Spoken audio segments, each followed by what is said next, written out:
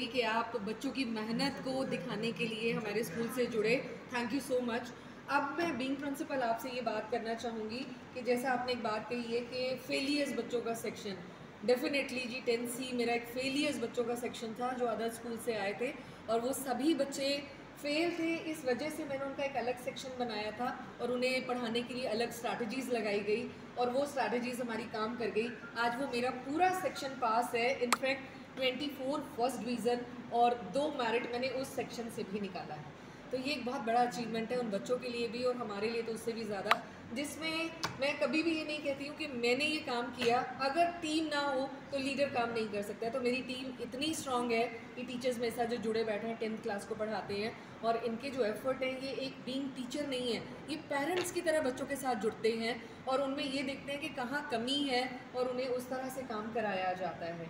Other schools में जब आपको डेट शीट रिलीज़ की जाती है तो हम क्या करते हैं कि उन बच्चों को हम फ्री कर देते हैं। वो बच्चे घर पे बैठ के एग्ज़ाम्स देते हैं और बीच में चाहे 4 डेज़ ऑफ आ रहा है, 7 डेज़ ऑफ आ रहा है, तो वो बच्चे घर से ही प्रिपेयर करते हैं। लेकिन हमारे यहाँ ये ट्रेंड नहीं है। हमारे यहाँ क्या होता है कि बच्चों को जब डेट शीट रिलीज़ होती है तो अगर बीच में गैप 6 डेज़ आ रहा है, 4 डेज़ आ रहा है, तो उन्हें स्कूल इनवाइट किया जाता है। प्रॉपर 6 आवर्स की क्लासेस लगती हैं सब्जेक्ट वाइज। अगर मैथ का पेपर है तो हम 6 दिन 6 घंटे मैथ्स ही कराएंगे, तो वो बच्चों को बहुत बेनिफिट मिलता है। मैम आपको नहीं लगता कि फेलियर बच्चों को कोई भी स्कूल नहीं लेता, लेकिन आपने देखा मायूस होते हैं और अगर उनमें एक चांस उन्हें मैं देती हूँ, एक भावना है उनमें पढ़ने की, तो वो क्लियर कर जाएंगे जी। क्योंकि ऐसा नहीं है कि हम ही मेहनत कर रहे हैं, वो बच्चा भी पूरा साथ देता है तभी वो जाके पास हो पाता है। तो मैम आज हम पहुंचे हैं, आप बताइए कि वो कौन से बच्चे जिन्होंने टॉपर किया, उनका नाम भी बताए ताकि और बच्चों के अंदर जी भी जी जी जी जो मैं है। उसके लिए मुझे बताते हुए बहुत खुशी हो रही है आपके साथ शेयर करने में कि मेरे स्कूल का वंश बच्चा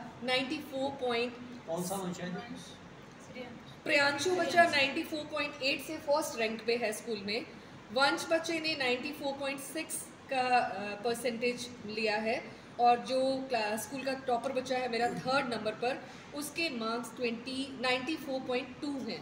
तो आप सुन रहे हैं कि 94 पॉइंट ही है। 94% पे सबके पॉइंट्स में 0.8, 0.6, 0.2 पॉइंट्स पे फर्स्ट सेकंड थर्ड मिल रहा है रैंक उन्हें।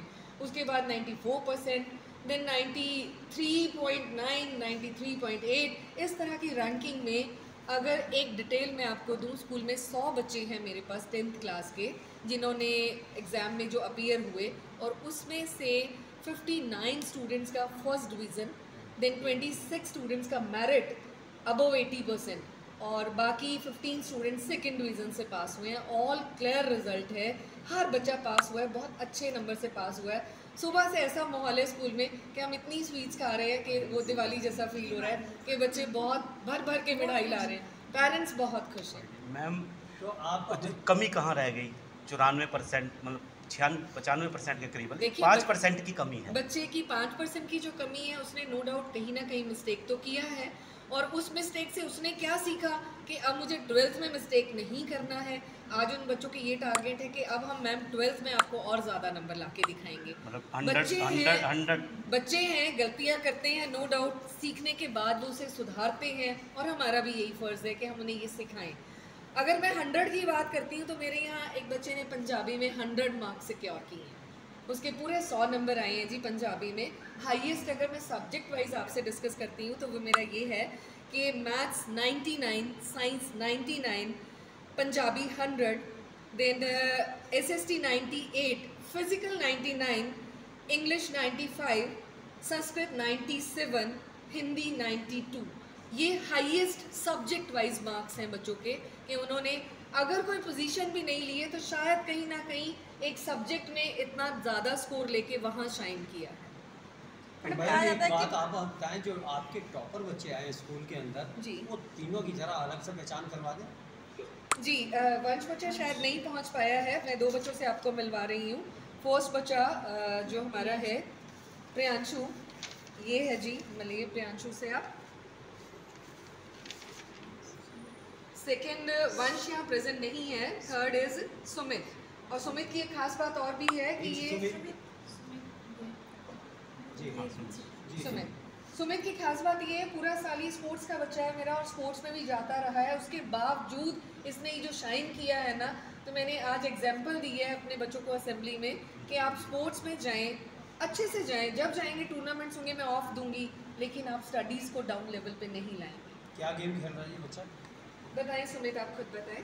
सर मैं हॉकी खेलता हूँ, तो सबसे पहले तो thank you ma'am, principal ma'am का करूँगा कि उन्होंने इतना सपोर्ट किया कि जब हमें ऑफ चाहिए तो उन्होंने ऑफ दिया। जिस चीज़ की हमें ज़रूरत है वो अब हमारी फुलफिल कर रहे हैं। तो अदर स्टाफ ने भी हमारी पूरी मेहनत की है, तो उनका सबसे पहले क्या नाम है thank you क्या नाम है आपका? सुमित।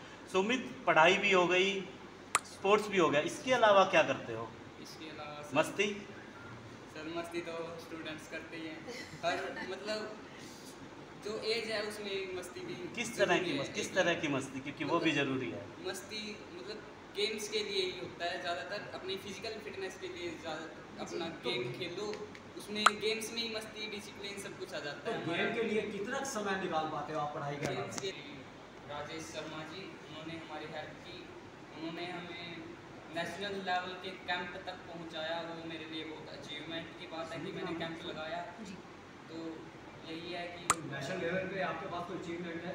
अचीवमेंट सर सिर्फ कैंप लगाया है, नेक्स्ट टाइम के लिए बेटर ट्राई करूँगा ताकि टीम में भी ना हारूं। सुमित, आपने मस्ती भी कर ली, स्पोर्ट्स भी कर लिया और आपने टॉपर भी कर लिया, लेकिन कहीं मलाल है कि 5% कम